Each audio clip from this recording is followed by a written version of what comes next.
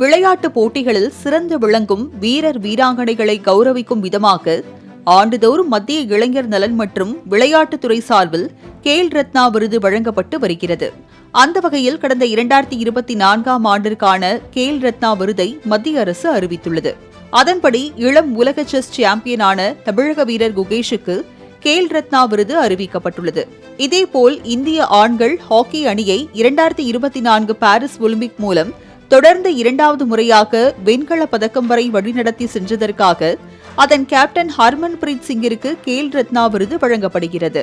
பாரா ஒலிம்பிக்கில் உயரம் தாண்டுதல் போட்டியில் சுமார் 2.08 மீட்டர் தாண்டி சாதனை படைத்து தங்கப்பதக்கம் வென்ற பிரவீன்குமாருக்கும் கேல் ரத்னா விருது அறிவிக்கப்பட்டுள்ளது. அதேபோல் துப்பாக்கிச் சுடுதல் போட்டியில் 2 பதக்கங்களை தட்டி வந்த மனு பாக்கருக்கும் கேல் ரத்னா விருது வழங்கப்பட உள்ளது. முன்னதாக பரிந்துரை பட்டியலில் மனு பாக்கரின் பெயர் இடம்பெறாமல் சர்ச்சையான நிலையில் விருது அறிவிக்கப்பட்டிருக்கிறது. மேலும் 2வது உயரிய விருதான அர்ஜுனா விருதும் 32 வீரர்களுக்கு அறிவிக்கப்பட்டுள்ளது. இதில் குறிப்பாக தமிழகத்தை சேர்ந்த துளசிமதி, நித்யஸ்ரீ, மணிஷா ஆகிய பாரா ஒலிம்பிக் பேட்மிண்டன் வீராங்கனைகளுக்கும் அர்ஜுனா விருது வழங்கப்படுகிறது.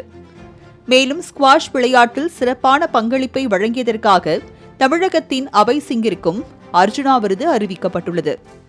டெல்லி குடியரசுத் தலைவர் மாளிகையில் வரும் 17ஆம் தேதி நடைபெறவிருக்கும் விழாவில் குடியரசுத் தலைவர் திரௌபதி முர்மு விருதுகளை வழங்கி கௌரவிக்க உள்ளார்.